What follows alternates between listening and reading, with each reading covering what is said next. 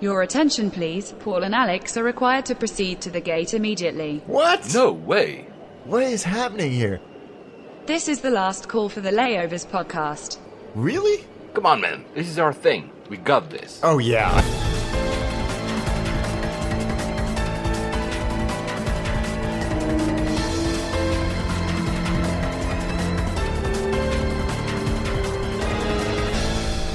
And we made it. Of course, geeks. Flight 91 to Delhi. Delhi, I can't believe we haven't done Delhi yet. Yeah, we've done Mumbai a while ago, I remember. A long time ago. Yeah, an airport we've both done. Have you ever been to any other airports in India besides now Delhi? No, this was only my second trip to India. Oh, wow. Yeah, I've been to Kochi, which is an airport we have to do once as well, but that's about it. And I've never been to Delhi, so I'll be very curious to hear about your airport experience, because I know a lot about what happened within Delhi, because you told me a little bit, but not the airports. And Etihad, obviously. We'll talk about that in the end. But first, since we're talking about airports, well, obviously the big one, the crazy project, as Erdogan calls it himself, the new Istanbul airport has opened. Wow, it looks cool. Yeah, it looks spectacular. It really does. I think it was a little bit later than they were hoping for. But you know what? If you can open an airport smoothly a few months after you said you were going to versus opening it on time and everything falling apart, then I think you've probably made a wise choice. Yeah, and also, although you're right, they were slightly late. At the same time, they were so fast into creating that new airport. I mean, they started the project, 4 years ago? And they have the... Yeah, that's pretty amazing. Yeah, so having only 6 months. And they actually opened it for domestic flights in the original date. And now they've transferred. So the transfer must have been also something they had planned. So it was Saturday. We're recording today, Friday, the 12th of April. And the airport, the old airport, Ataturk, closed down on Saturday morning, last Saturday.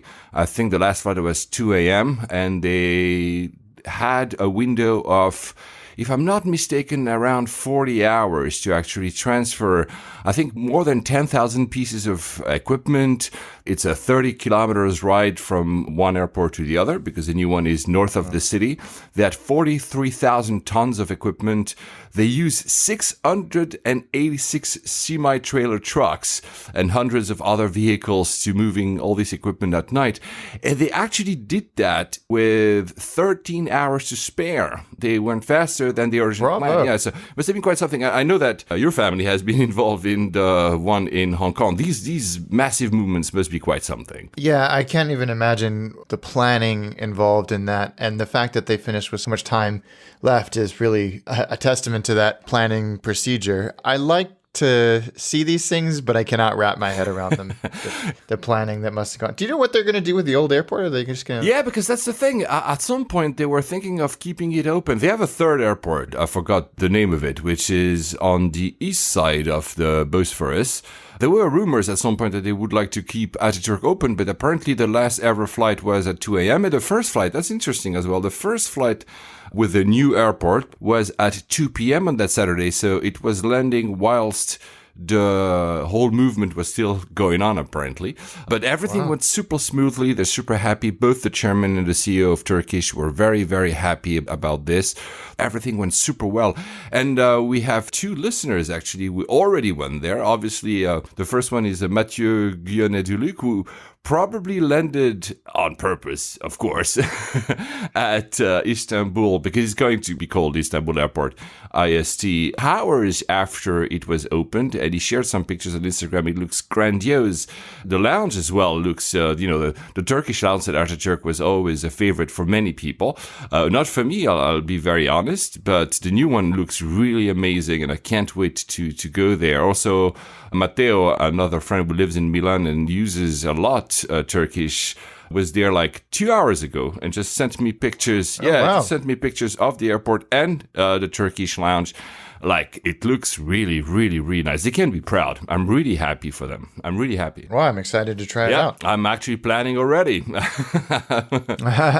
I haven't been to Istanbul in ages. I need to get back there. Yeah, I'm planning to actually use Turkish from one of my long flights later this year, just because I want to transfer. Because let's be honest, I always like Turkish. I mean, they have some hiccups with some of their older aircraft. I'm a big fan. They are 777 and they're 330. Not everything else, to be very honest with you. But I love the service. I love the food inside the plane. They have the kebabs. But I was always wary of Istanbul airport because it was such a nightmare to transfer. It's in one of our episodes, I even slept one night during a long layover there. Oh, yeah, I remember. It was a that. catastrophe. The hotel within the terminal was super expensive and really not nice. So, I can't wait, because I think Turkish deserves to have a hub like this, and this is a fantastic achievement. They called this whole movement the Big Bang. Not sure that was the best use of words, but oh well. Yeah, exactly. It's also an interesting fight between all these hubs, because it clearly now competes with Dubai. And Dubai, Al Maktoum was supposed to be open much earlier. They've now said that the transfer for Emirates from the current DXB to Al Maktoum won't happen before 2030. What? Yeah, 2030. So that's, 11 years. Yeah, exactly. Yeah, same. And Al Maktoum can handle 130 million passengers, planned to handle up to 260 million passengers, which seems like insane. For reference, Istanbul, in its current state, can handle 90 million passengers, but will go up to 200 million within 10 years. 200 million. I mean, How? they have room. I've looked at the layout of this new airport. It's 6 times the size of Heathrow.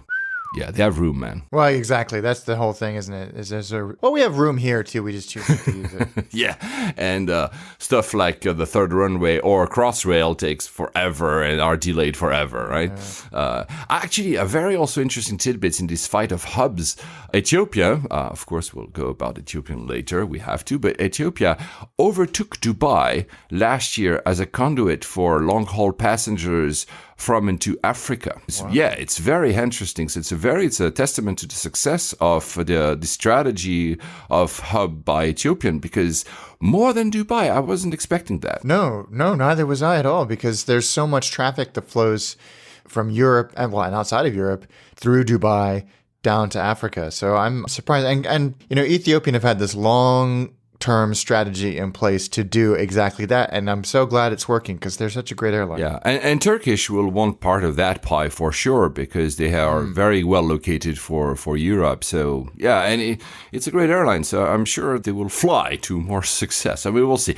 We both can't wait to try that airport. So since we are talking about airports, let's stay on airports more. Of course, that's the purpose of this show. So I don't know if Istanbul will ever be named as the best airport, but like clockwork, every year we have the Skytrax Awards. And of course, like clockwork, who won the best airport in the world? Singapore. Yeah, fair. Is that a surprise? Not really. Man, that's also an airport we need to revisit very soon, because next month, the Jewel opens. Yeah, I was just going to say that, this 135,000 square meter complex. So it looks... I mean, only Singapore would do this, right? Or only... Actually, I shouldn't even say that. Only Changi would do something like this. It's like a... what are they called? Not an arboretum, that's trees, but like an indoor jungle almost. Yeah. With a huge waterfall in the middle of it. I think we talked about it when they first released sketches, but now that it exists in the real world, it just looks even more impressive. Yeah. Last time I was there, they were putting the panels, the windows on top of this round building. I truly can't wait. So next month, I get another reason to go back to Singapore. Actually, I know I'm going back to Singapore in the fall, but let's see if I can go before that. Number 2, so I'm going to do quickly the rundown. I know we sometimes have reservations of these Skytrax Awards, but they're fun. Number 2, you'll like that, Haneda. Number 3, Incheon, then Doha, Hong Kong is number 5. Central Japan, so Nagoya is number 6. Have you ever been? No, I haven't. Yeah, me neither, actually. It's one of the myths in Japan. I've done many others. Guys, there's many other Japanese airports coming up in this show at some point. Munich 7, London, Heathrow, it's 8th. Wow. Yeah, exactly. I'll go to that in a second. Narita is 9th, and 10th is Zurich, which is my favorite in Europe. Yeah, Heathrow number 8, and you know what? When I see they're drunk, is that number 12 is Frankfurt. Yeah. You see, the thing about Heathrow is that, and perhaps to an extent Frankfurt, you and I go through those airports so frequently that perhaps we hold them to higher standards, or we notice things that people wouldn't otherwise notice if they're just passing through once or twice a year. In fairness, and looking at it objectively, Heathrow isn't that No, I agree. It really isn't that bad. The only thing that, there's a few things that frustrate me. Getting between terminals is not as easy as in some airports, no matter how they try.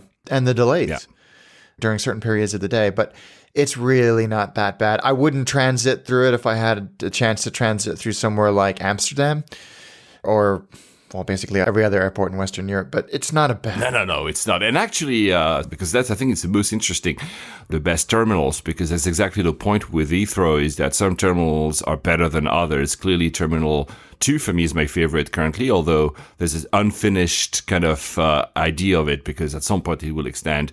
However, the number 1 on that list is Terminal 5, the best terminal in the world, Heathrow Terminal 5. We find it probably cramped, but if I remove that, it's true that it's a pretty good terminal. Yeah, it is a good terminal. It flows pretty well and it's spacious. It does. I don't know about you, but it feels like it's getting crowded. Yeah, that's the thing. They need another terminal. I mean, the Monday mornings, if you guys ever travel on a Monday morning at Heathrow Terminal 5, are a disaster in terms of the number of passengers that are transiting. Yeah. But otherwise, I admit it. It's a very nice airport. And you're right. We probably see it so often that we're being a bit harsh about it. The Singapore Changi Terminal 3 is the second. Munich Terminal 2, obviously, because Munich Terminal 1 is not that great. London Heathrow Terminal 2 is 4th. Yeah, fair. That's a great. I would put that above T5. Me too. And then they put Dubai T3, Changi T4. I've never been to Changi T4, the new one. Haneda International is 7th. Then Guangzhou T2, Madrid T4. I do not agree with that because No, hell no. And then Baku T1. I need to visit that. I need to do that as well. I think that's an interesting list, and I'm not sure. Again, we never agree with these in full. Haneda Terminal 1 or International Terminal? Yeah. Okay, you know what? With all of the features and everything, I think once you get airside, it's nothing to write home about. But landside, okay, fair. It's pretty flipping good. Yeah, exactly. So since you're talking about a Japanese airport, a list that you will not have any surprise of Japanese airports topping it is the world's cleanest airport. Number 1, Haneda. Number 2, Nagoya. Number 3, Changi. Then Incheon, Narita, Doha, Hong Kong, Taiwan, Kansai, and Zurich. Not surprising. Not surprising at all. And I agree with that list. Me too.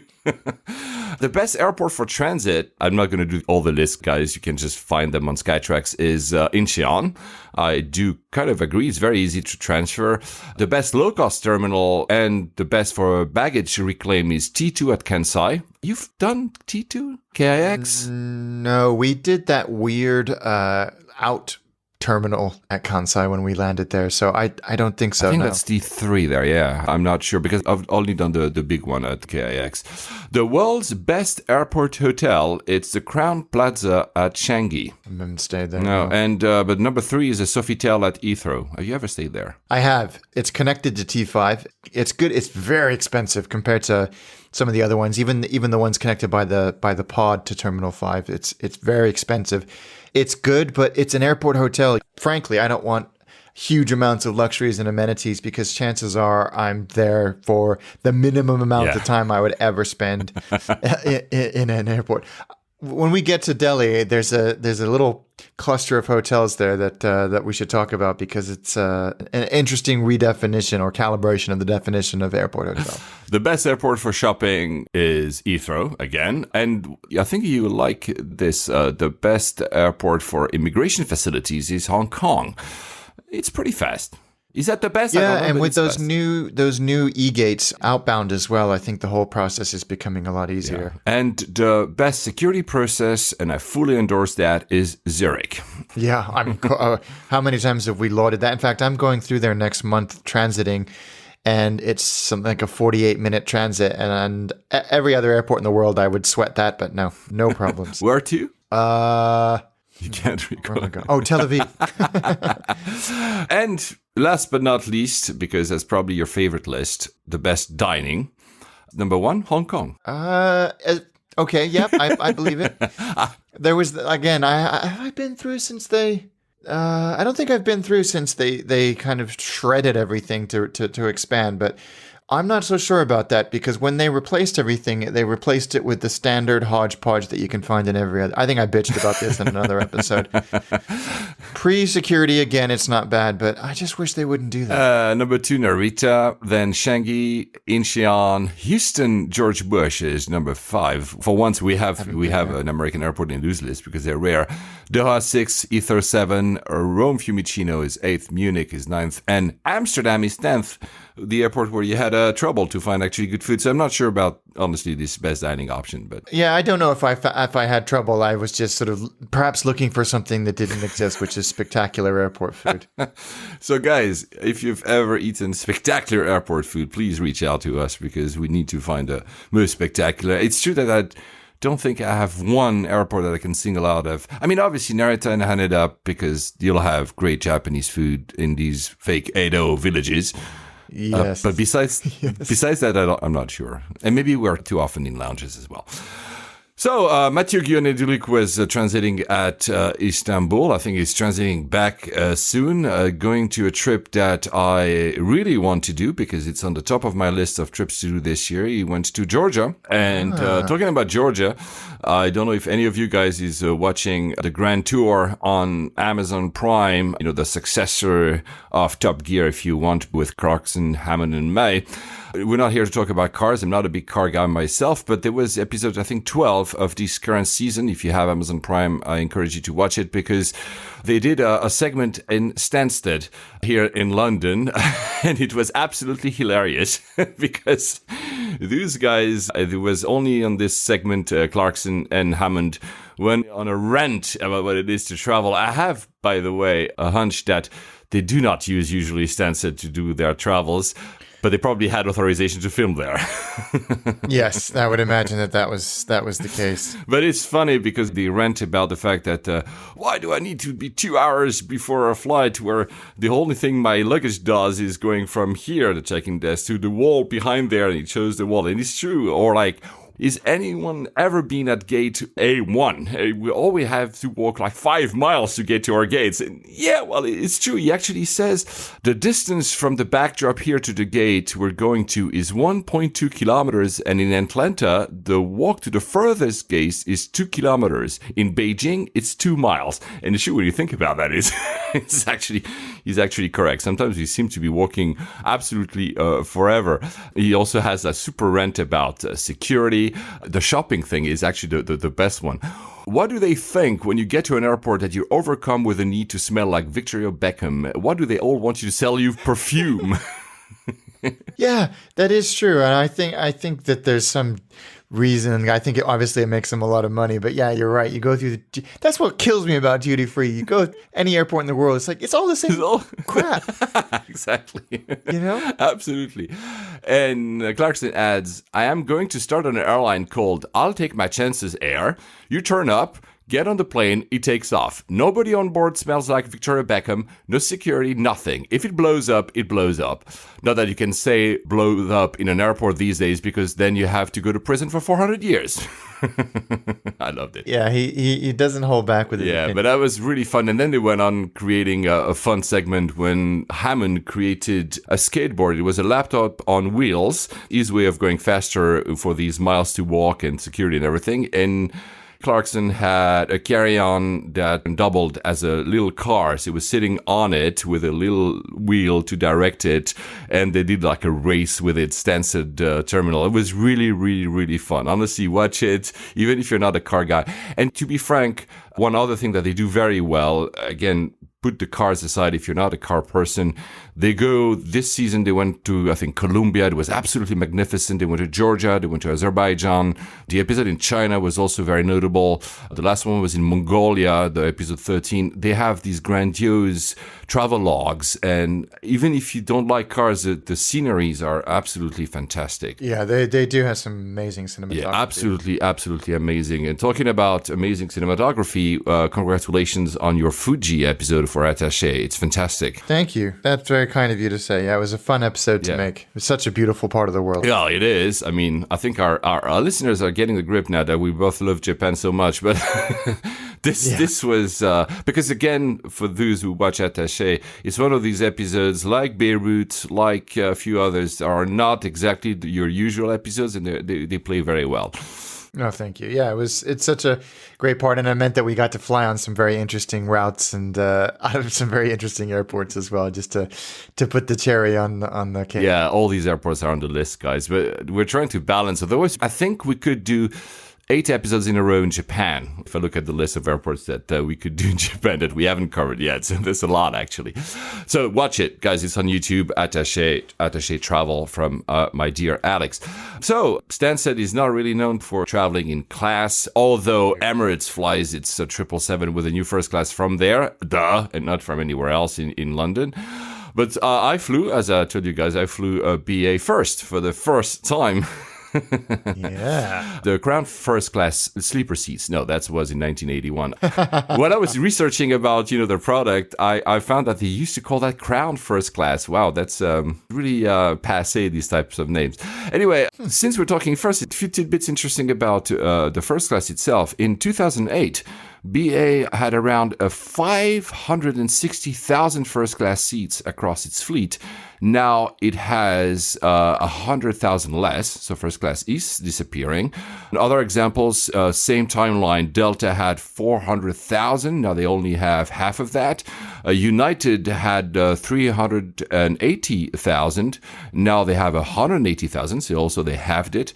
Singapore went from 150 to 90,000, so everybody is having. The only company, and I just mentioned it, that did the opposite is obviously Emirates.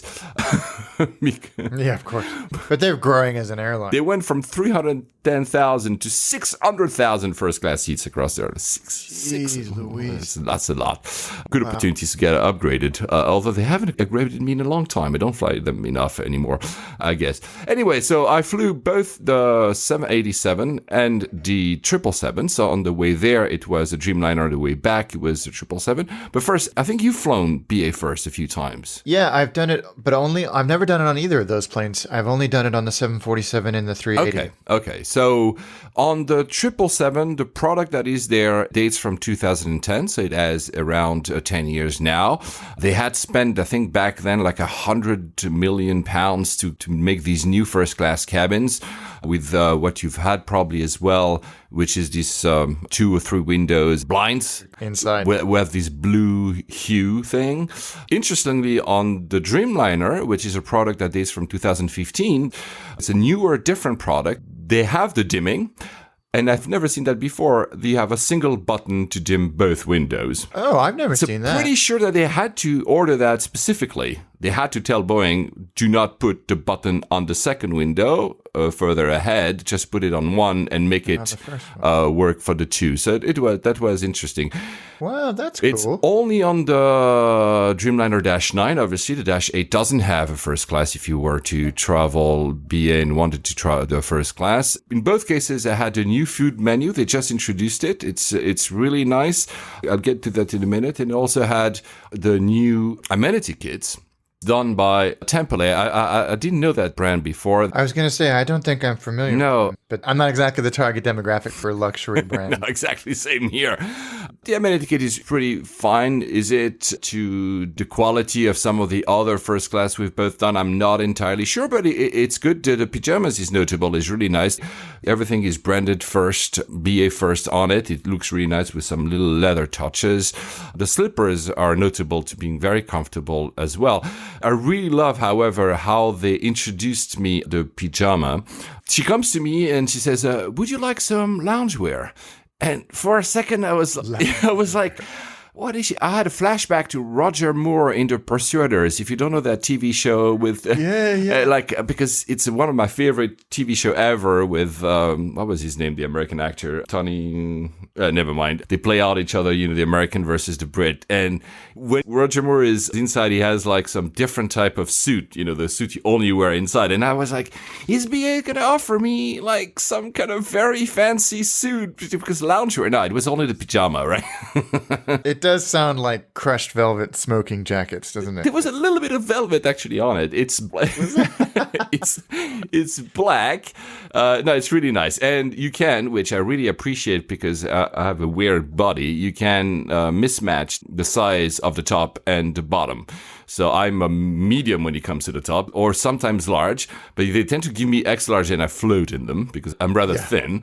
But because I'm really tall, if you give me a medium or sometimes even a large as trousers, pants, then they're way too short. So I really appreciated that I could actually play out these two. It's a nice touch. Honestly, the crew on both were really, really good, notably Lewis on the way there with the Dreamliner and Lisa on the way back. They were both excellent, absolutely excellent. We said that oftentimes.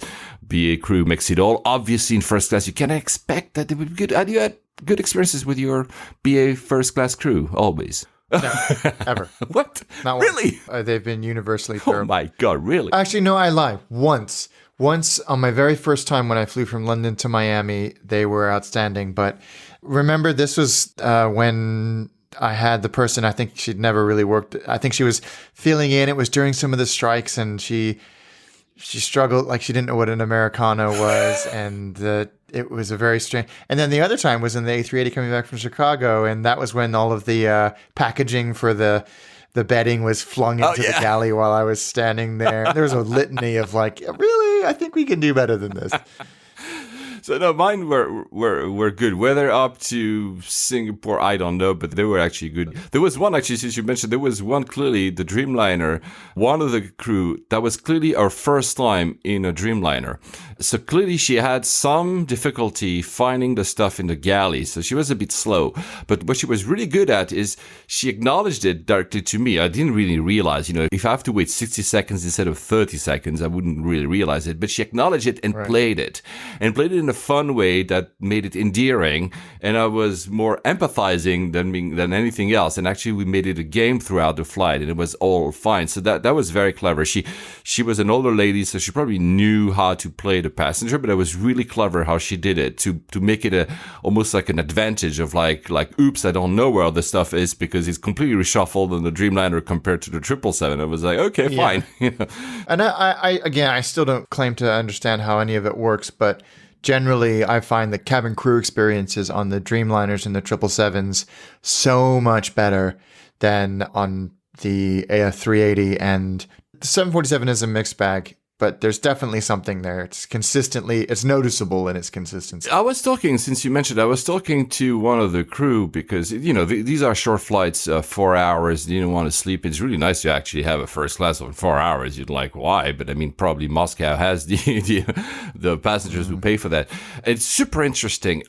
The 777, 200, 300, and the Dreamliner are considered the same class of qualification for crew. So if you qualify for a 777-300, you can also work in a Dreamliner. Yeah. Wow.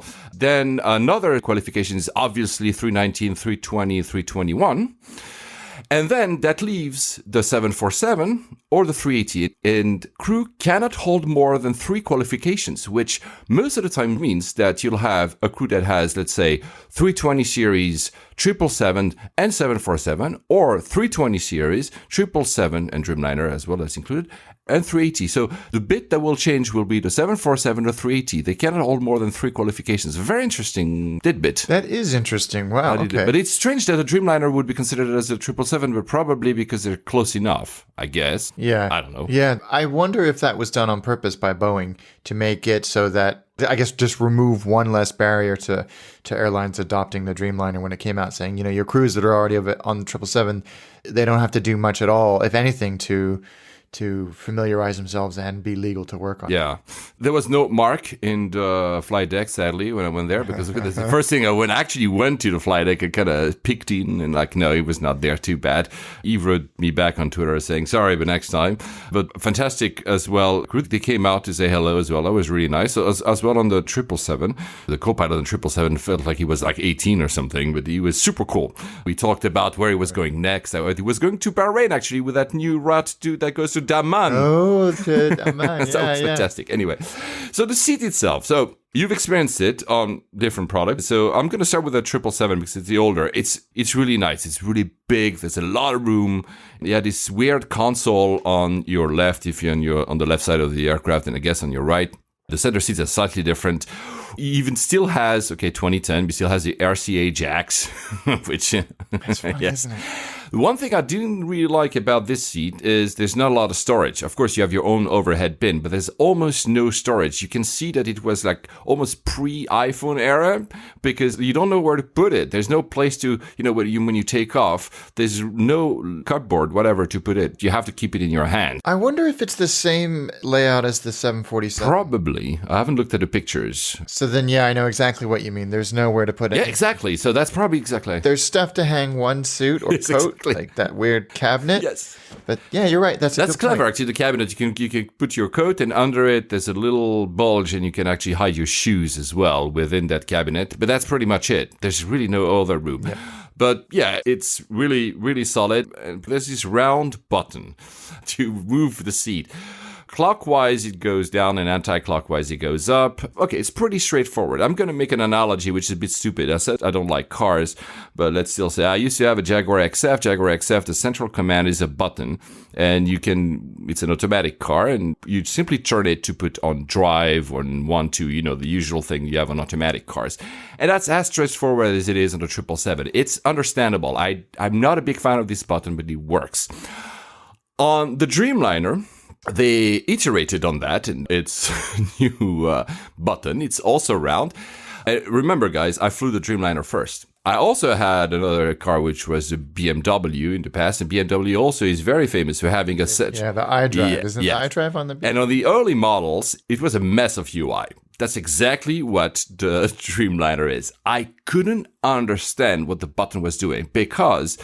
there were like lots of logos around it, 4 logos on each side, iconography, and it wasn't clear what they were doing. I was like, so one clearly was supposed to put you in lie flat, one was supposed to move your headrest, the other one's supposed probably to move the armrests. So you had to first select what you wanted to move and then turn the button. Whereas on the 777 is simply one button you turn and the seat moves. And honestly, we're not stupid. We dab with technology every day. It took me 5 minutes to understand that Dreamliner button. I was like, this is over-engineered just for the sake of over-engineering. But I mean, it's still fine. I mean, I'm quibbling right there. The good thing on the Dreamliner seat, tons and tons and tons of storage. You learned their lesson. It's less large because probably the cabin is simply less large. But man, there's like storage everywhere. Like it seems like everything can open and you can put your stuff anywhere. You have like a thing for your shoes on your side and then one box there, another box. And you have a dedicated box for electronics because when you open that one, you have all the plugs and sockets and anything you want. And then you can close it. So you can like to charge your phone, close it, and it's safe there. It's super well done, man. Same as the 380. There's so much storage. Okay, probably it's the same then. So we've done both the same product. Really, really, really smart. I really enjoyed that one actually.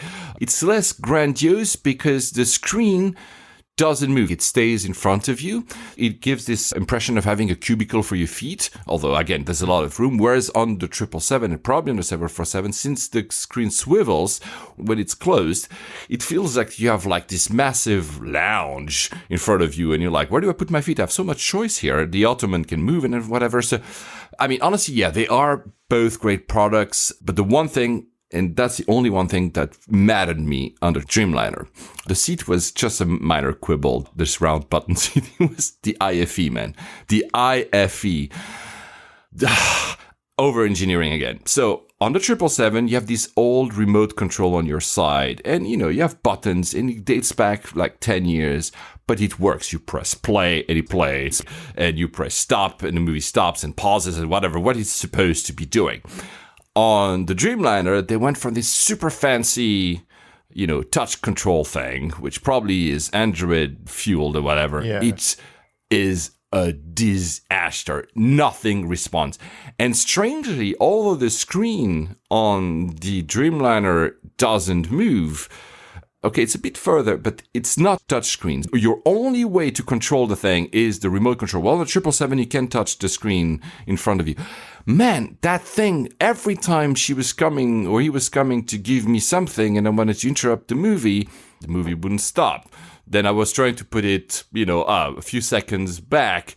The movie start from the beginning, or the menu would go like, oh, let's watch another movie, or, oh, do you want to listen to radio? And I was like, what is going on here?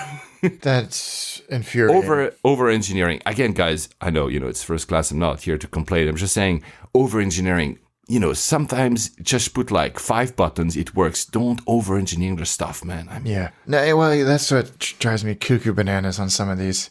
Yeah. I just don't understand taking away the touchscreen.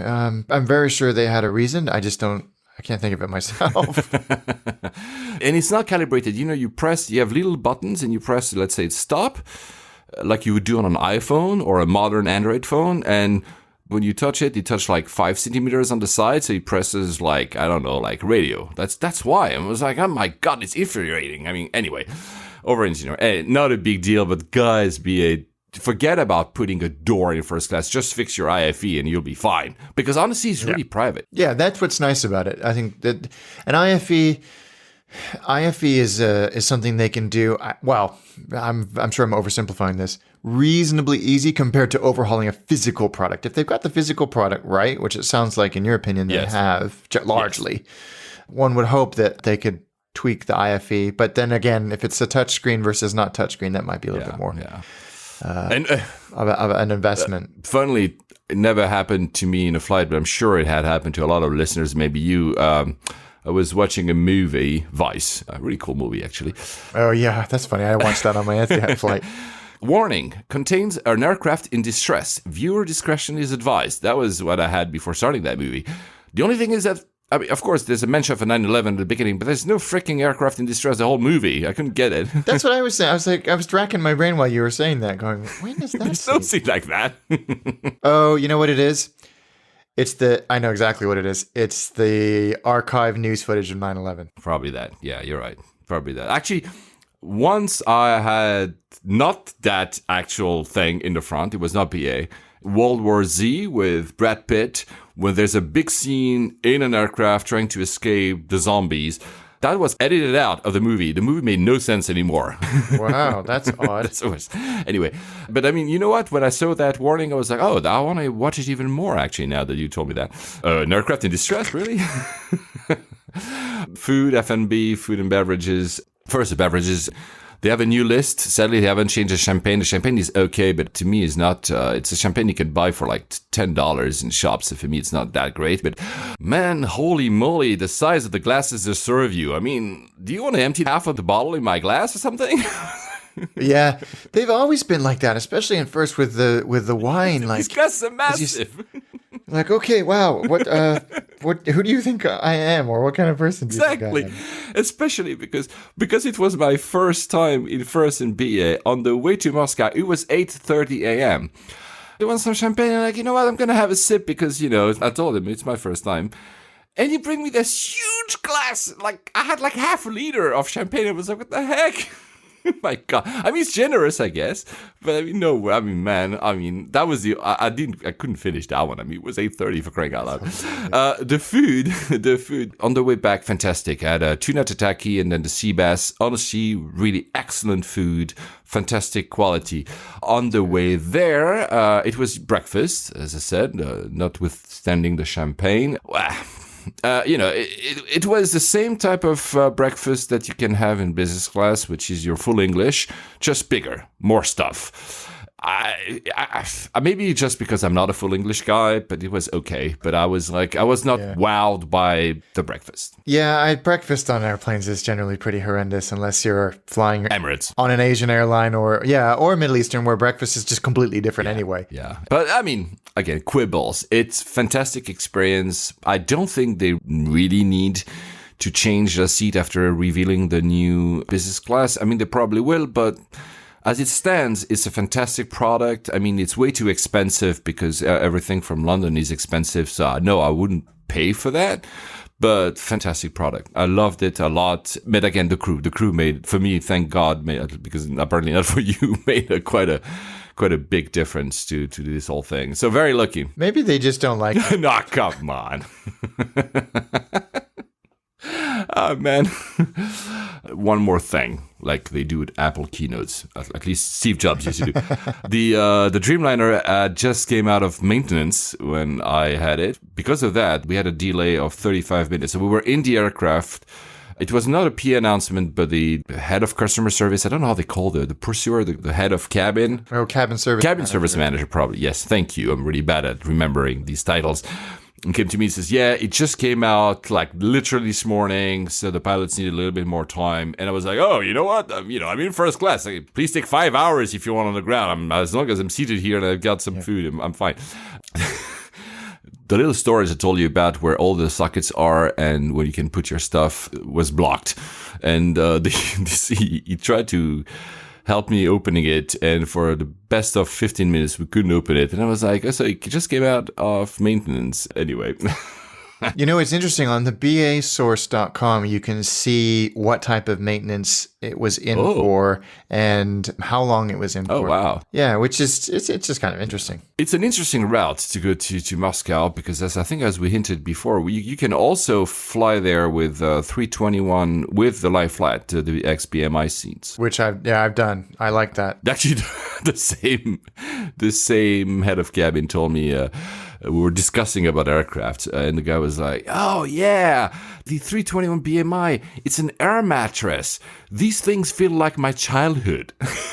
Oh, that's nice. Anyway, DME, we covered it. Domodedovo Airport, we covered it. Seems to be eternally in construction forever. It's actually, that list I just mentioned earlier, it stands at number 80, so it's not very high in the very good airports. Immigration, man, is a bit better. They're a bit nicer than before. The one thing that is really fun that I didn't realize. Did you know that Russia has a ban? There've been many bans on European products. It's a bit of a retaliation against some of the sanctions. One of the ban is they do not allow any cheese to be imported in Russia.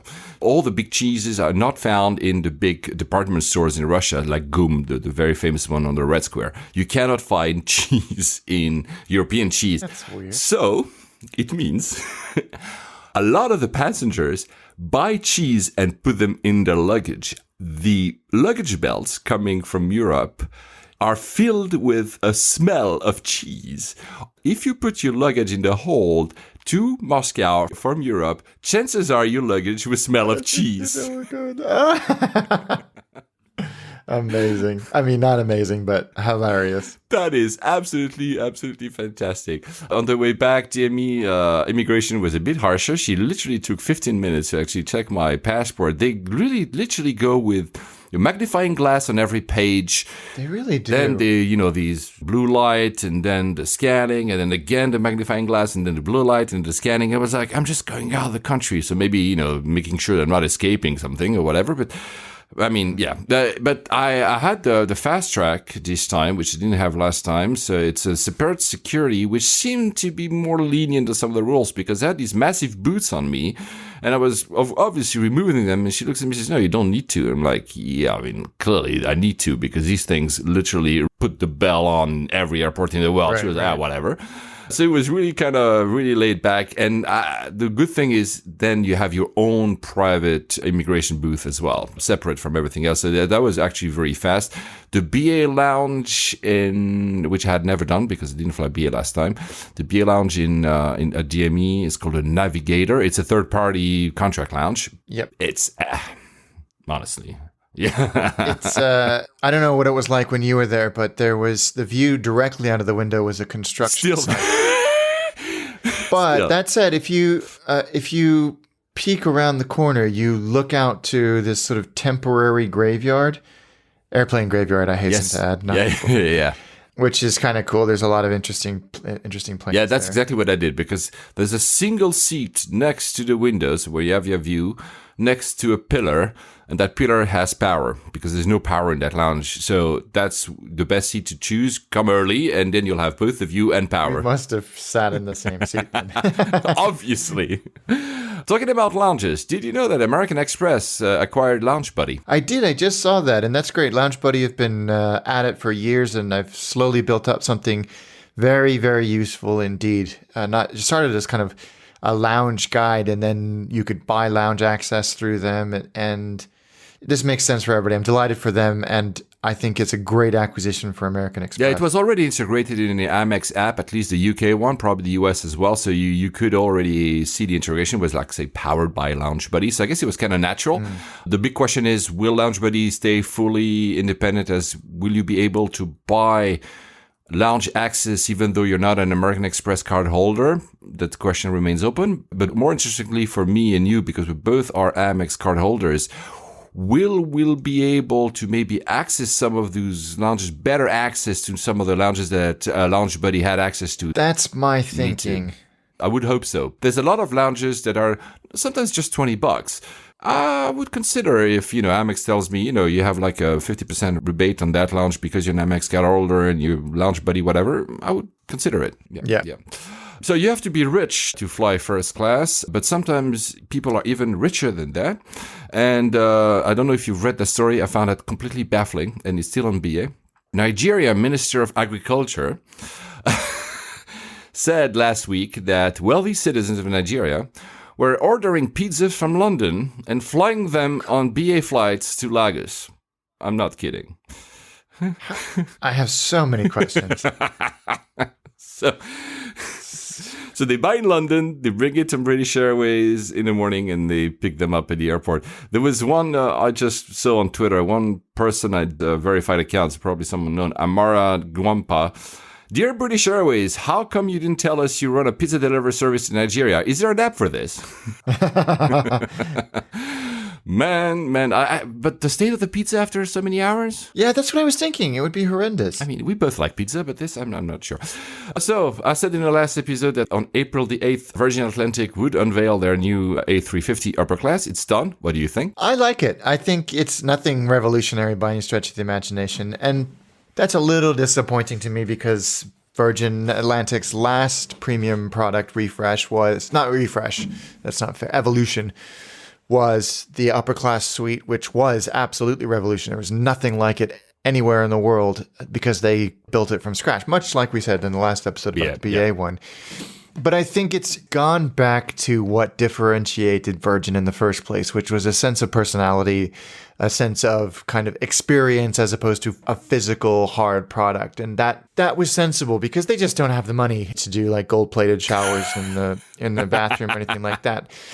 But crafting an entire experience from lounge on board, and so you feel like, wow, this is different because of the colors and the textures and the type of music that's playing, and then this just plays into it because I think for like 10 years it just sort of felt very samey and tired. So this was a good evolution. I'm sad that they removed the bar because that was a Virgin Atlantic staple. That was the one thing that they differentiated themselves with.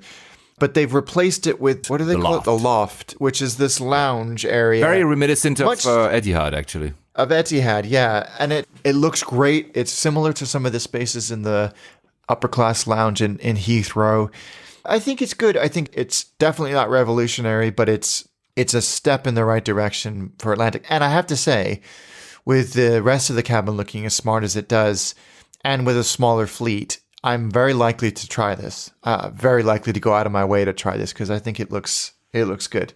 As I am with the new BA, but that's going to be much, much harder. Yeah, I think they ordered 12 350s 1000 to replace actually the 747s. Why?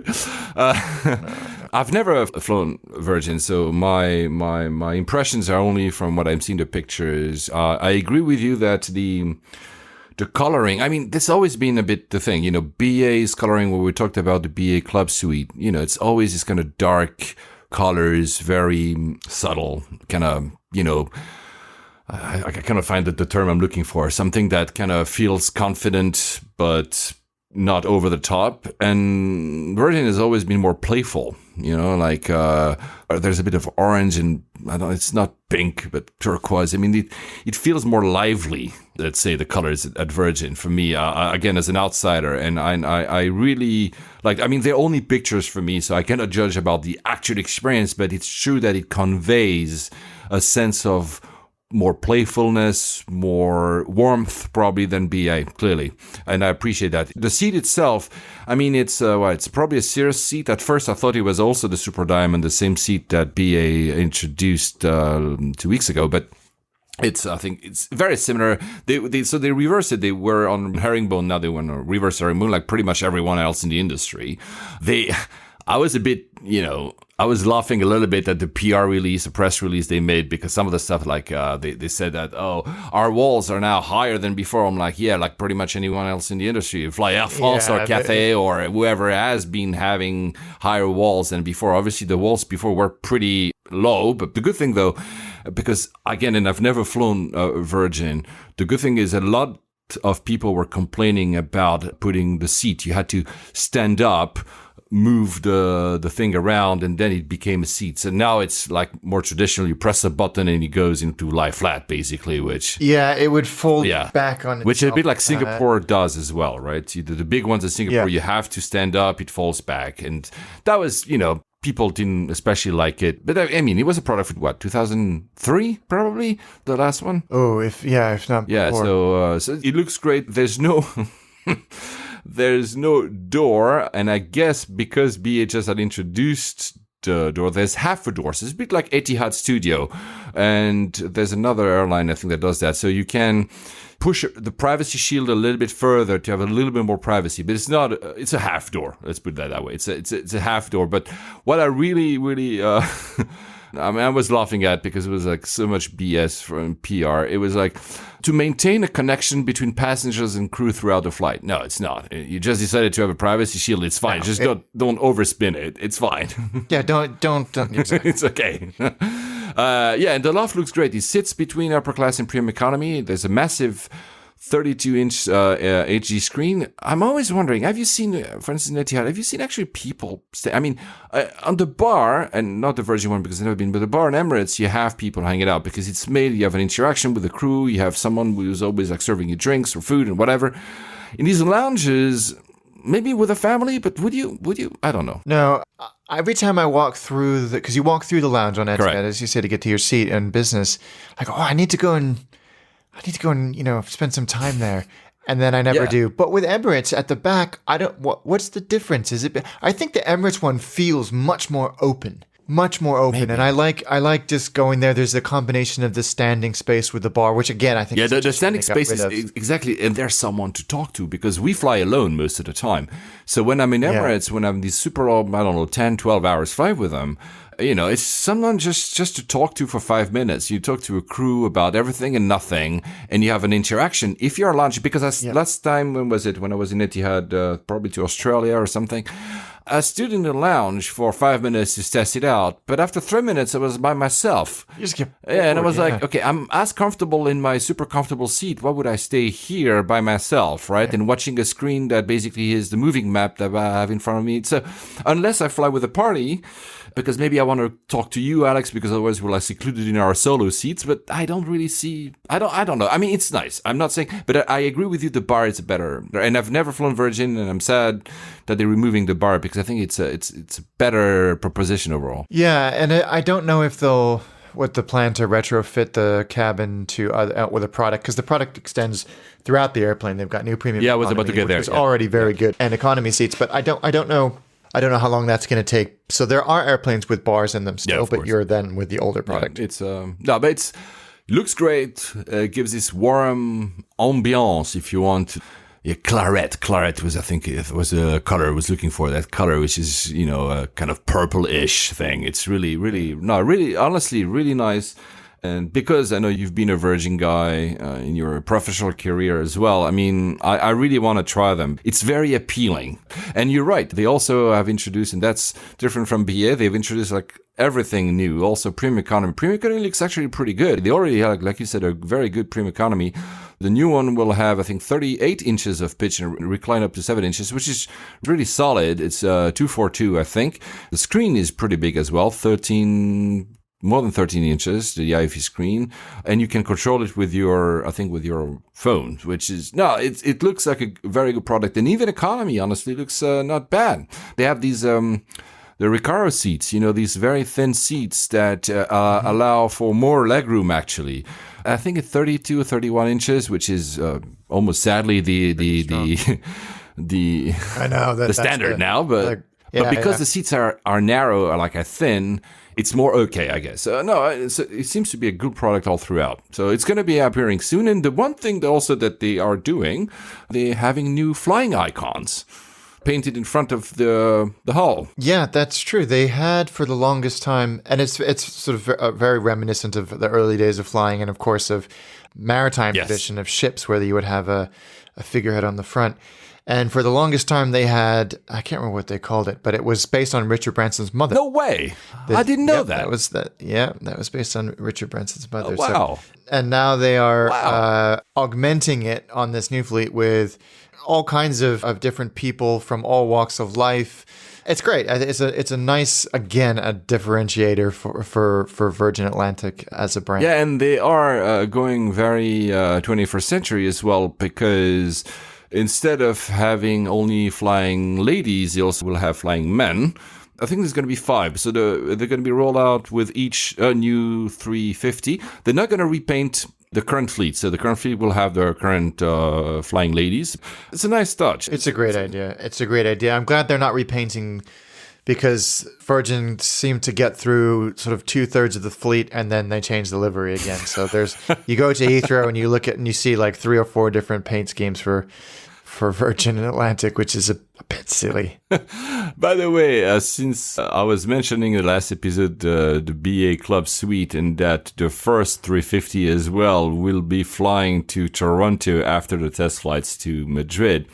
And I told you, Alex, that's a great idea for you to do a Toronto episode of Attaché. Go to Toronto. Well, actually, do not go until that's released, because I've learned the other day that currently on the Toronto route, they're flying Air Belgium, the old 340 that is completely crap. You know what's funny? 2 things. I am going to Toronto before then, but I'm not flying on BA because I'm going via New York on American. But I have had a few friends that have flown on Air Belgium and have been impressed. No way. Okay, so... Yeah. In fact, Sam Chewy did a video on it as well, and he said it was fine. It was good. Okay, so I rescind what I said. I remember reading some stuff about Air, maybe it was actually Air Belgium, not when it was these leases, Air Belgium run for BA, for instance. So so I rescind what I said. We'll see. Maybe I'll go on my way. When are you going to Toronto? June, so too soon, unfortunately, for the 350. For the 350. Yes, indeed.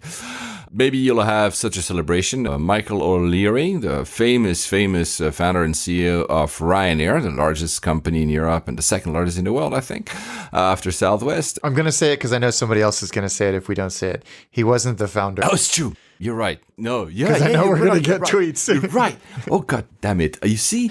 But he might as well have been, quite frankly. But you see the power of the brand and the myth. You recreate the story around something, and I make the mistake. He might as well have. Yeah, true, but that's important, actually. You're absolutely right. He loves horse betting, and there was this the Grand National, which is a very famous horse race in our region. There was this horse called Tiger Ball who won, for the second time, and it almost never happens. I think it was the second time ever or something. Anyway, I'm not into horse betting, so I don't know anything about it. But to celebrate that, he flew back from Liverpool to Dublin on Ryanair. Obviously, why would he fly anything else?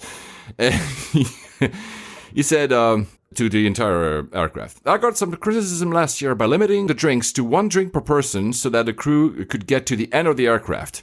But today you can have 2 drinks per person on me. He adds, if anyone orders cheese panini or a sandwich, I'm offloading you personally. You can buy your food when you arrive in Dublin. On board this flight, we're drinking. Well, for he's a divisive character for sure, but he is a character. Yeah, exactly. And I'm sure that people flying from Liverpool to Dublin were very happy to have an extra drink and to be drinking with the CEO, and not the founder of Ryanair. Fun story. Talking about drinks, there was this flight attendant, a lady working for American Airlines. She had a tray, like you do, like I think 8 to 10 drinks on it. And you know what happens sometimes at these pre-flight drinks when people are still kind of boarding, put their stuff or whatever. She was just behind a passenger. The passenger just make a sudden movement and the tray goes in the air and all over the place. And on who does all the drinks and the Coke and whatever lands? On the CEO of an American airline. Oh, no. Duke Parker, she was mortified. She said she wanted to hide, drop dead. Was I still employed? But he was so cool. He came back, he talked, he took a selfie with her. So that's what she put it on Instagram. And when he got off the flight, he told her, I'll never forget you. She adds, I guess it's a good thing, right? She had never spilled a drink in her, I think, 10 years, whatever, career. Of course, the date happens. He's on your CEO. I'm so glad to hear that he took it so well. That's a sign of a good leadership. Yeah, exactly. I didn't hear that story. That's nice. I really had a CEOs because I really worked in corporates, but twice in my life. And I don't know what I would have done if I had met my CEO by spilling some, Jack and Coke on him or her. Yeah. I mean, honestly, wow. Oh, well. So we talked about doors or half doors. JetBlue has a door on Mint, and we might be able to try that to London soon then. Finally, the worst kept secret in the industry. It's flying to London. Yeah, it's great. It's great news. I'm very excited about this. It's not going to happen for 2 years, which a lot of people, including many of my friends who are in the business, are like, what are you doing announcing it so long? But I think that there's regulatory filings that would have let the cat out of the bag anyway. It's great. I think they're using A321 LRs, which they are expecting to arrive, in the intervening 23 months. It's great. I think it's not going to be easy for them. Virgin and Delta have already started throwing capacity at Boston to London, as will the American and BA joint venture. But unlike a lot of other airlines that have tried this as new players, they are a 20-year-old company and they are established and profitable and financially secure, and they have a lot deeper pockets to weather a storm. So they won't succumb to the common tactic of being bled to death by the majors. But it won't be easy for them to compete on this or to last. Yeah, it won't be. I think the announcements early might also be, for we know that because of Flybe's demise, there are some slots available at Heathrow that will have to be reallocated or bid upon, whatever. So they will have to be, because they need slots somewhere, so they will have to say that we need the slots, right? And I don't think they would have been able to hide it. So I think they just went ahead and said, we're going to do it. So nobody's surprised if they start, going for these slots. By the way, these slots could actually be attributed to BA. You never know, or Virgin, actually. So you never. Which, interestingly, actually, I thought about something. Yeah, they have the 321 LRs, which is the most probable aircraft they would fly. But they also have ordered 220s, 300s. 220s, 300s can fly over the Atlantic and that's the most interesting thing, could land at Lucy. So if they were to go for that plan, but it's pure speculation from my part, I don't know anything, guys, but that would be absolutely fantastic because BA does flight 001 to New York, but that's pretty much it. And BA stops in Shannon because they have to refuel with the 319. The 220 300, you could do direct Lucy, New York, Lucy, Boston without refueling, with a great product, with a great aircraft, and a differentiated offering that flying from Heathrow. That could be something, I have no idea, maybe that's not even their plans, but that could be something fantastic. Well, they've said out loud that they're going to use the 321 LR on the London, because apparently London is the first, so they may do Amsterdam and Paris and others. But But you're right. They could also augment it. I know that they've got a pretty strong strategy for the 220. That would be great. City to New York and Boston would be such a joy. Would be especially on JetBlue. Yeah, exactly.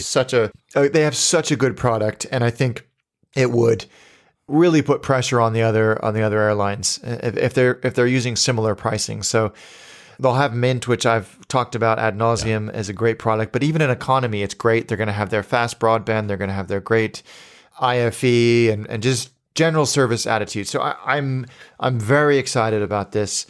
Who knows? Maybe because they have not announced what airport they're going to be serving in the UK. So maybe if things go faster, that they will launch faster, which would be fantastic. Yeah, because they're receiving the 321s very soon. The 220-300s I just mentioned next year. They ordered 60 of them. I don't know. Again, maybe it's just a pure wet dream of me, but that would be something really, really, really fantastic to have them without the stop in Shannon. That would be something that could be very competitive. But again, maybe I'm just completely dreaming here. It's true that, because they're not part of these big alliances, BAA on one side and Virgin, Delta on the other are like so massive, and they have lounges and they have like this full experience. JetBlue at Heathrow doesn't have a lounge. You would have to invest so much money to make the experience. I wish them well, because we need competition. There's not a lot of, we've seen, of course, there were different propositions, but we're seeing the WOW disappearing and Premier Air disappearing, and all the guys that are trying to do, like you said at the beginning of your comment, these guys are an experienced airline, but it's difficult. There's a lot of pressure, and I'm sure, like you said, that the big ones will not go without a fight. So it's because what else do we have to fly? We can go SAS via Copenhagen, or you have a TAP to via. Well, that's the thing. I think that's their probably rationale, is that London to New York is actually, in terms of choice, not very well served. I agree. You have BA and AA, and then you have Norwegian. Yeah, sorry, I forgot. Obviously Norwegian. But again, maybe they're looking at Norwegian going, they're not long for this world. So really, then you have two.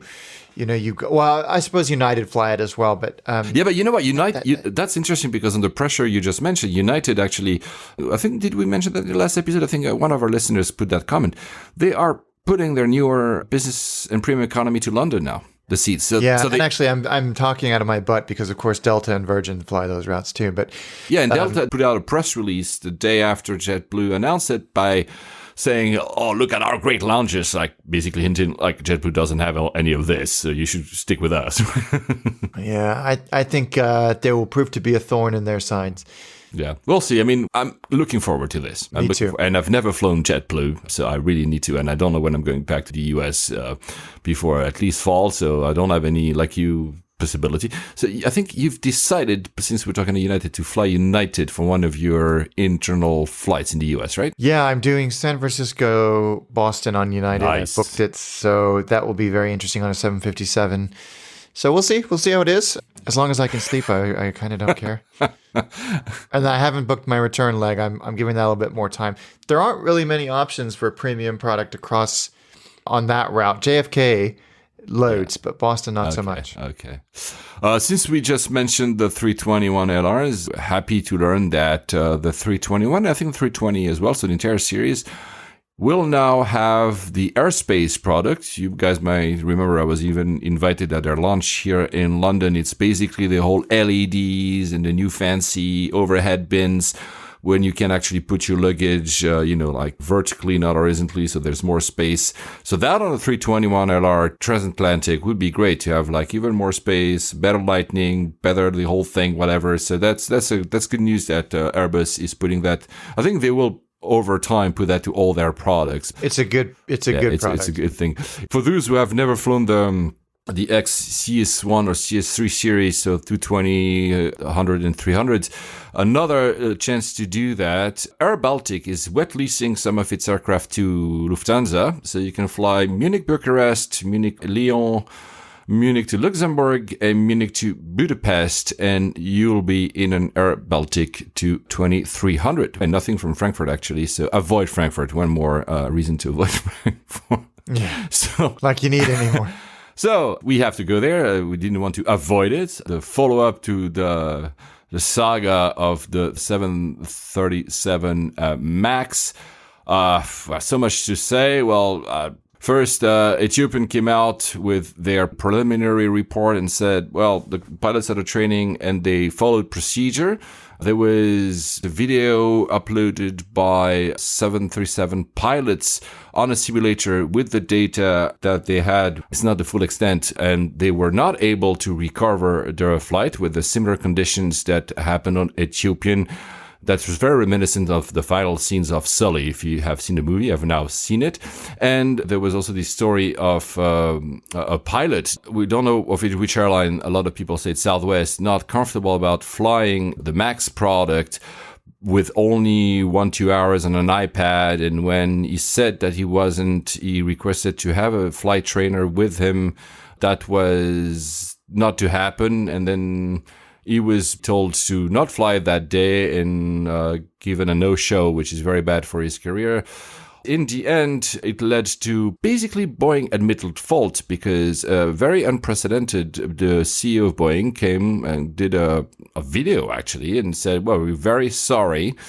The chain of events, because it is a chain of events, and I think we'll start with that. The chain of events, we had something to do with it. Yeah. Yeah. There's a lot that keeps trickling out. Well, maybe not trickling, but a lot that's coming out every day. And I said this to you just before we started recording, that it's looking more and more like that it was a combination of events compounded by a quirky piece of software. And I don't think the fault is going to lie particularly with anyone. Maybe, well, I mean, yeah, but predominantly Boeing. But it turns out that there was a physically damaged angle of attack sensor that's just come to light, and there was. Yeah, they say, sorry to interrupt. There are even some reports saying it could have been a bird strike. Yeah, there was no more angle of attack on the aircraft. And then also this idea that the pilots did something or didn't do something they should have, or did do something they shouldn't have, as well, has come into play. I can't remember specifically what it was, but it was sort of you should have done this and you didn't, and that probably would have helped. But who knows? Again, like in the situation that's... you can't second guess. Yeah, there was a very great article on visualapproach.io, which... took all the data that has been released and kind of tried to describe what the pilots were, the difficulties they were having in the flight deck. And that's fascinating. And especially at some point, you understand that basically all the systems were shouting at the same time. The yoke was clacking. The environment was super noisy, plus stressful, plus we said, you remember, there was like no time to react. The report is very interesting because it shows one thing for sure. Again, every accident is obviously, that's what the Boeing CEO said, or what just Alex said, it's a chain of events. It's not one single thing. It's not MCAS that crashed the plane. It's the angle of attack that wasn't there. But because the MCAS only relied on a single one that he was giving false reading, the system was not developed well so that pilots could have an understanding of what was going on, then et cetera, and leads to a lot of... And there might have been also pilot mistakes here because of all this. It's always a chain event. We cannot just pinpoint it. Every crash in history has always been like that. The interesting thing in the report is that a lot of people were kind of questioning before that, is that the pilots actually followed the procedure that Boeing told the pilots to do in case of a problem with MCAS. They did actually switch MCAS off. So you could see during the minutiae of these sad few minutes that they followed the official Boeing procedure. The thing you mentioned yourself about something they didn't follow was previously unrelated to MCAS, but that could have added to the accident itself. This is where it becomes all blurry. But for the pure MCAS thing, the procedure that Boeing gave was followed. So when they removed MCAS, they were still trying to basically yoke it up and say, why is it not going up?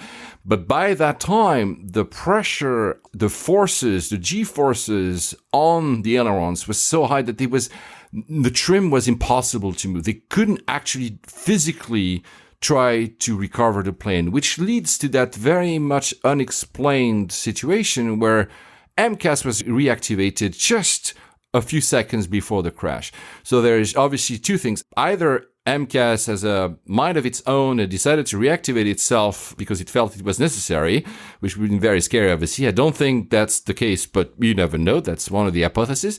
And the second hypothesis is simply that because, again, even without MCAS, they couldn't recover the flight because the very old procedure that didn't exist anymore in the 737 manuals, there are some conditions when they are met, and those were met in this point where it becomes physically impossible to actually move the aircraft anymore. So maybe the pilots, because they're like, we cannot physically move the aircraft, they said maybe if we put MCAS back on, that will ease up because the software will actually ease up the force, and maybe we'll have another shot of recovering. And all that in a very few seconds. Whilst one of the pilots was actually going on the checklist, that's another thing that was written many, many times over. And there's many articles, many 737 pilots are coming out and saying, yeah, look, every new Boeing aircraft that is released now, every time there's something going on the screens in front of you, you suddenly have like a pop-up notification, and it makes sure that you go through all the checklists that is mandated. But because the 737 was this old design and it didn't want people to recertify, well, there's no such thing. One of the flight deck crew, so the pilot, had to go open manually the book and look at what was the procedure to follow after having followed the initial thing that Boeing had laid out after the Lion Air crash. So it's a, like you said, it's a mix of things. It's no time, so much noise, misunderstanding of what's going on, potentially added errors that have been made that led to catastrophic failure. It's my God. Yeah. I think there's so much, like we said at the beginning, there's so much coming out. It does seem like there were a few procedures that were skipped that would have been in place if there had been any type of 737, like you say, and that would it have saved them? Who knows? Who knows? But again, I think it comes back to this whole, it's an extraordinary series of events that were made that created a very difficult situation that was amplified by this MCAS, this new MCAS software. And I don't think anybody in the world would have, as the simulator trials have proven, would have been able to get out of this situation. There was this quote, I don't remember who said it. The question is whether these pilots should ever have been put in a position to require extreme piloting skill to return an aircraft safely to the ground. And that's probably the question, because maybe it was recoverable, we don't know. But what we're reading is that there was so much happening that probably, and again, this video was fascinating, I think sadly was put down, where pilots from, I think were European and US pilots, they tried to recover the aircraft with the data that's been, given to the public. Now it's from the report. And they said we couldn't recover it. So it's not here to say MCAS, like you rightfully said, but it said that there was so much stuff that probably it was almost impossible. It keeps coming back into two camps, the Boeing bashing and the fact that these pilots were from a quote unquote third world country, which both of them are nonsense. I think it's a tragic event with, then there's not going to be one, it's MCAS's fault. No. It's the new design's fault. It's the pilot's fault. I don't think it's going to be any of that. I think the only silver lining is that there's a lot of improvements in this. There will be recommendations on training. There'll be recommendations on CRM, procedures, checklists, all of that stuff.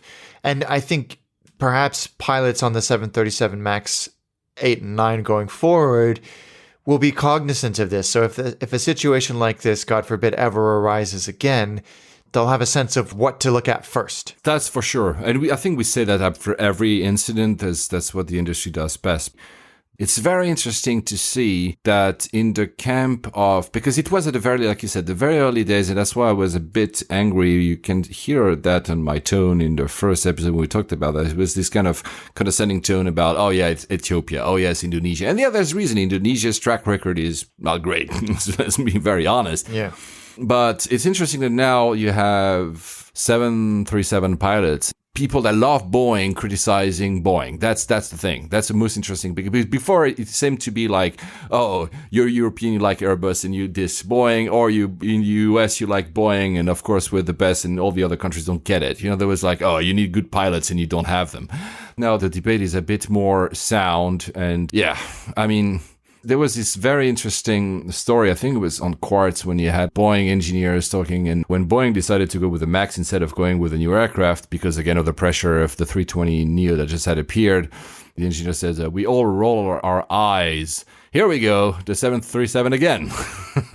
And it is a fascinating mix of, the pressure of an industry to come up with an aircraft that is satisfied customers, to not retrain. And the reason, by the way, these pop-up notifications it's not pop-up notifications, that's on my phone, not on an aircraft, but pretty much, yeah, it's pretty much the reason they didn't put them on the MAX, that they went against them, is because Boeing was afraid that if they were to put them, they would qualify as a new aircraft that would require requalification, and they wanted to avoid that, so they decided against. To make a point about this story of an old aircraft versus a new aircraft, on all the new, like a Dreamliner Boeing planes, you turn a knob, you flip two switches, and the airplane goes on. And you basically, like, you turn the key in an engine. On the 737 MAX, it's the same procedure like 50 years ago, which is shut off the cabin air conditioning, you redirect the airflow, you switch on the engine, you start a flow of fuel, you revert the airflow, you turn back on the air conditioning, and then you turn the generator. And that's how you turn on a 737, which is saying that, they didn't want to touch this whole thing because they didn't want to requalify. But is that still something that we do nowadays? And I'm not criticizing here Boeing, because at the same time, one of the best things about the 737 is that because of its low profile, it's probably also why maybe Ryanair, but especially in emerging countries, you can load the aircraft without a lot of the equipment that modern airports have, because it's just right there. You can basically throw the luggages in, right? None of it's true. If you look at how our 737s are used in emerging countries, it's a very sturdy and great aircraft for that, because you don't really need also like big stairs. Basically, it's right there. Yeah. So it's a very potent aircraft meaning here, I'm defending Boeing not to redo an entire aircraft, because it's, for many environments, it's a great aircraft to be having. Not maybe for Heathrow, but for other lesser airports, let's say, it's fantastic. It's super sturdy. So yeah, it's complicated. That's exactly what it is, and I don't think we're going to hear the end of this for a long time. We won't. But they had no new orders of them in March. Obviously, they don't have, because a lot of I think there was a big Chinese lessor that said we're going to hold on, our orders and everything. The point here is that for aircraft manufacturers, deliveries that they're not making are very important, because that's when they make the money. So no orders means less deliveries down the line. No deliveries because the aircraft is grounded. That's a big problem financially for Boeing, because they're not. Yes, and they're going to have a lot of pressure put on them. They've reduced the pace by 20%. I mean, they have no choice.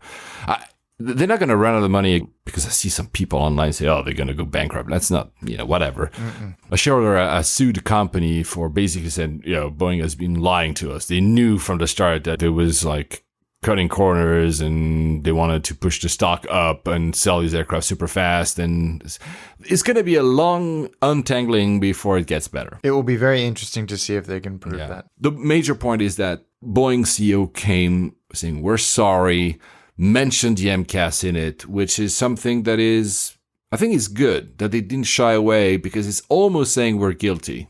It was very straightforward, I found. Yeah, it was, and probably a necessary step at this point. Other groups actually suffering from that. I think TUI, the travel group, they were expecting, I think, 8 to 10 MAXs. Of course, they're not getting them. And between securing alternative aircrafts, paying the fuel for aircraft that are less fuel efficient, et cetera, that could cost them up to 300 million euros. They haven't said, like Norwegian, that they will actually send a bill to Boeing, but that's an additional layer of, you have all these airlines that, I know, we said last episode that American Airlines is canceling a lot of flights. Other airlines are doing that. It's an issue for a lot of people, actually, that counted. It is. It's put a lot of expansion plans in, especially at the busy summer period. I think the numbers are probably posturing to get some kind of negotiating leverage in there, but it's going to cost Boeing and the airlines a lot of money. Finish with a quote. I found it not funny. It's not the right term, and people are going to bash me for using it, but I like it. It's Bill Maher. I don't know if you watch this, but does pure unbridled capitalism work? Well, I guess that depends whether you're on the board of Boeing or on board of Boeing. Ouch. Anyways, so same transition as in the last episode, going from 737 to Jet Airways. Ouch. Yeah, they are falling apart. In fact, when we were in Delhi filming, I offered to fly a friend of mine up who's a food journalist, and actually he was in our Mumbai episode, to join us and just help introduce us to some wonderful food. And he preferred to be booked on Jet because he was a frequent flyer with them, so I did. And then we both got a notification saying that his Mumbai-Delhi flight was canceled. Oh. And I thought, okay, well, I'm going to book you a backup flight on Vistara just in case. And I did. And then his return flight was canceled too. And now, as of yesterday, they've canceled all international flights. They only stay for 2 days because they have no more money to pay for them. But I mean, come on. Yes, that's it. They're done. They only have about 12 airplanes now. They're 6 months behind on lease payments for airplanes. And more damagingly, they're 6 months behind on paying some of their staff. Maintenance, crew, pilots. Yeah, it's a disaster. They've furloughed all expat pilots until at least September. Well, now indefinitely, but they did until September when I was in India. The newspapers, the national newspapers, it was all front page news about how this was just a long time coming and that it was just a disaster. They're $1 billion in debt. Yeah, 1.2. And they've put together this request for investment and no one's touching it. No, actually, they had like some interest, but the founder resigned. And I think it was a good sign because the founder had like he went to a meeting trying to save the company like a few weeks ago with the lessors and got so angry, like hitting his fist on tables, that the lessors actually got physically scared. They were like, if he's not going, we're not touching this airline. So he left. And usually he's a kind of jovial person. I think it was really stressed. And now they got interest, but I'm not sure. I actually even read that Etihad is back into it doesn't make any sense to me. But you know what? One thing that you might have also heard when you were in India, what I didn't realize, is that there's yesterday, tomorrow, when is it? The elections are going on. And the Prime Minister Modi doesn't want to have Jet Airways going bankrupt because that would be a sign that his economy is not going well. So there's probably a lot of pressure in the background as well to keep it going. The thing is, you said 12 aircraft. I think there's a regulation in India that says if you don't have 10 aircraft flying internationally, you cannot qualify as an international airline. I mean, it's gone, basically. I don't know why they're even trying. Yeah, they're the biggest private airline in India, and it's just sad. I think it's ridiculous in a way, but this has been brewing for... 2, 3 years? Yeah, we've been talking on and off about that all the time. Yeah, I think even 2-3 days ago, Indian Oil decided to suspend their kerosene delivery. I mean, they're done. I mean, I don't understand exactly. So maybe now that the election is going now, I think maybe it's today, and when it's done, then, but it's 23,000 jobs. It's really sad, man. And that's the worst part. Yeah, to me too. Wow. Anyway, so you didn't fly Jet Airways to go to India. How did you fly? Etihad. How was that? They were great. They were really good. I'm impressed. And I had a pretty interesting experience with them because I was booked in economy the whole way. And I had been tinkering with, inspired by you because you've done it in the past, with their bidding system. Oh, yeah. Because we were doing 4 legs, of course. London, Abu Dhabi, Delhi, and then back again. The London, Abu Dhabi leg, like the minimum bid was like £900. Forget it. That's 3 times more than the entire ticket. So I just said, forget it. But the other ones were pretty good. So I bid on the Abu Dhabi Delhi leg because I knew I was going to want to sleep, because you get into Abu Dhabi at about 1:30 in the morning, and we were just going to hit the ground running when we arrived in Delhi at 7 a.m. or whatever it was. So I tried and I was successful. But the flight from London to Abu Dhabi in economy was great. And sitting in the very front of the bottom deck of the A380 in economy, you really appreciate how bloody huge that airplane is. Because you've got an unobstructed view. There's no bulkhead in front of you all the way through. And then, of course, you've got the stairs sort of in the middle of the cabin. Greg was in row... I don't think it is row 1, but let's call it row 1. It's first row. So he had all this leg room. I was in row 4, which was a sort of extra leg room seat. Tons of room. I had a seat free next to me, and it was absolutely fine.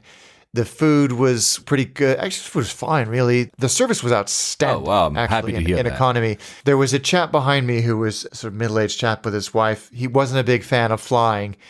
And every single time the cabin crew member walked past him or was providing a service, she made a joke with him. That's cool. And just checked in how he, and he wasn't like super nervous. It was just like, this wasn't his favorite thing in the whole wide world. The IFE is outstanding, I think. Very, very rich content. I think they have 5 channels of live TV, which is the most I've ever experienced on an international airline. Those 3 wonderful high-def cameras, good Wi-Fi, reasonably priced, not as good as Emirates, I don't think, but just a great experience all in all for an economy flight. I would happily fly them again in economy, just like Emirates. I would. Arriving in Abu Dhabi, it was 1:30, transiting through Abu Dhabi, and we've both talked about how Abu Dhabi is very, very tired, is a joy. It was so easy. Besides the fact that it's old, you can do a layover in 15 minutes and make your flight. Yeah, it's absolutely no problem whatsoever. Everybody was very friendly, and it was still very busy, even though it was the middle of the night, because it doesn't sleep, that airport. What I did notice on landing is that the new terminal is done. All the lights were on. Wow. It's not being used, obviously, but it might as well have been. I don't know what they're waiting for. Yeah, maybe there's some internal work to be finished, because I think the opening date is December, by the end of this year. Yeah, it was completely done. Yeah, Abu Dhabi is a tired airport, but it looked completely done. So that's very exciting. That's great news. And you transit through easily. And then we were on a bus out to the airplane, but they do business class in a separate bus, which is great, I guess. We got on board, and it was an A321, which was a new one for me. I'd never flown on a small aircraft on one of the Middle Eastern airlines. I was in row 1, very comfortable, lazy boy type seat. Yeah, okay. Amenity kit on the seat, menu. I had no intention of eating because I just wanted to sleep as much as I could. Again, very similar IFE. Was there a camera? Can't remember, to be completely honest with you. I don't think there was. Again, outstanding service. We were very, very delayed leaving because of, it was the end of the day. These planes run the short hops. So it was late arriving, but we did sit on the ground for quite a long time. And the delay was compounded by the fact that if you are flying to or from India, you cannot fly over Pakistan. Yeah, the airspace is currently closed. Still closed. If you're going from anywhere to anywhere else, i.e. not to I'm not India, even sure. Because Emirates fly over it all the time. Yeah, because I was looking at the Flight Radar 24, and there's actually very few airlines that do it. So maybe Emirates is one, but actually I've seen most of them actually rerouting. Also because, there's been flare-ups in the borders, so they also want maybe to make sure they don't happen to. Yeah, certainly not everybody is, but it means that you have to. When I said I didn't want to eat, when the flight attendant was coming by taking orders while we're on the ground because they had time, she said, or what would you like to eat? I said, no, I just want to sleep. She's like, are you sure it's a really long flight? And she said it was 4 hours compared to the 2.5 it normally is. And basically what you do is you leave Abu Dhabi and you fly directly to Mumbai. Yeah. And then as soon as you get to Mumbai, you almost fly directly north. So it adds a long way over because obviously Delhi's much further north. It's a little bit frustrating, but it meant that I got to sleep for a little bit longer. But again, I can't reinforce how good the service was. I'm happy that you've done that because probably the seats were the same. I can't recall, I said in the last episode, but it was a 320 series. I did a 321, I can't remember, but it was like 10 years ago, and it was exactly the same type of seat. I'm looking at it now online. These seats are comfortable. Very comfortable and nice recline. Because I was in the front row, you have the IFE come out of the armrest, but there was a screen in front of us with a moving map. As soon as we were airborne and the seats went off, I was asleep, even though it was super bumpy. I was just so tired. But yeah, I would happily fly on that again. And the way very back, comfortable how was it? Experience. Good, yeah, really good. I was upgraded, which was wonderful the whole way home. No way! Yeah, because I was on a different flight than Greg, leaving Delhi. I had to leave at 4:45 a.m., which actually ended up being like nearly 6:30 a.m. because of the same reason. But they're not adjusting the schedules, as I later found out, having talked to the pilot, because they never know when this airspace restriction will be lifted. Of course, yeah. And filing new schedules is a very laborious affair, and they would lose slots and everything. So they just have to, they warn everybody on the ground. It was fine. It really didn't make a lick of difference for me. But it was a Dreamliner, which had the backwards facing seats. Yeah, so the studio. These are very good seats. It's a very good seat, which I'd experienced on my Paris Abu Dhabi leg.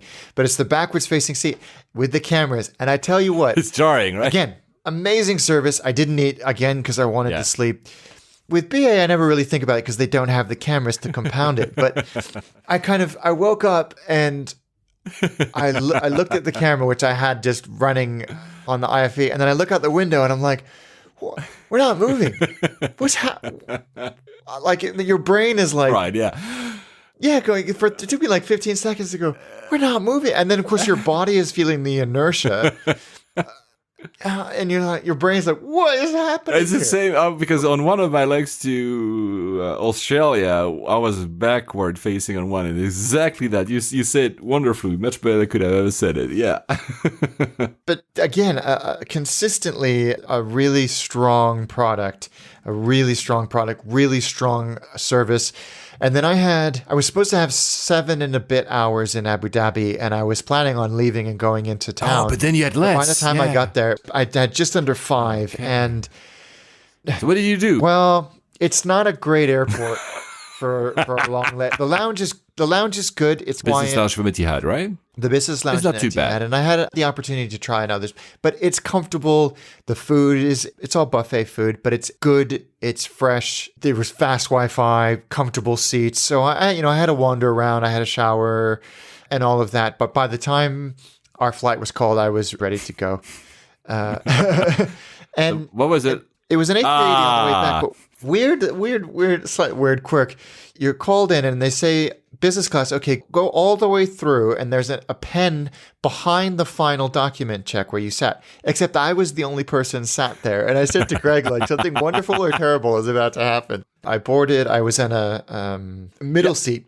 Again, amazing food, amazing service, just a really positive experience. Great Wi-Fi, awesome. Great movies, all of that. I had a lovely person sitting next to me who had a long conversation with an English chap, but who'd been living in Abu Dhabi for 10 years now. Just a great experience. I was so impressed. I wish Etihad were in an alliance that meant Man, you're reading my mind. That was exactly my next sentence. It's a great, and the only thing, I don't drink at the moment, so it was completely inconsequential to me. The wine list was nothing to write home about compared to Emirates or even BA, but other than that, I really can't fault the experience. You know what? I will never make a decision of flying an airline because of their choice of drinks anyway. I'd like to have a good seat to sleep. But that's pretty much it, honestly. So, you guys listeners, we like to talk sometimes about wine and food or whatever. This will never be, at least for me, and I'm sure for you, my primary decision ever. I don't care. I mean, I'm happy when there's great wine because I'm like, I'm never having that at home anyway, so I'm going to try it, but I don't care. Yeah, it really doesn't bother me. It's just one of those things when you're like, because I look at the menus and I look at the amenity kit just to see what it's like. And I thought it was like, would I break my fast for this, No, I wouldn't have. Okay, so how about Delhi then? They claim to be voted the best airport in the world. I mean, there are 59 on that list I gave you at the start of the show. 59. I can assure you, it is not. Is it terrible? No. Is it great? No, it's not. I stayed out by the airport. We both did.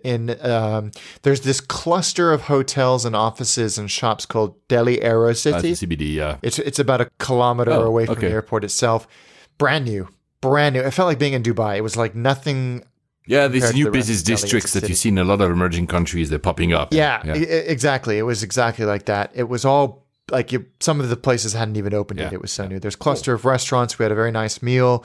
Airbus are based there, Ernst & Young, a few others, and all of the big hotels, like literally in this compound. And it was, very comfortable. The Aloft Hotel was you went to the Aloft? Taxi. I stayed at the Aloft. I love these little hotels. They're pretty cool, actually. But that still doesn't answer my question about the airport.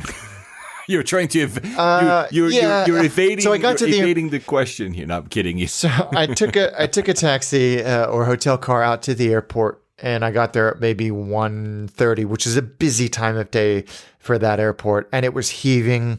You go through layers of security check, as you do in many Indian airports.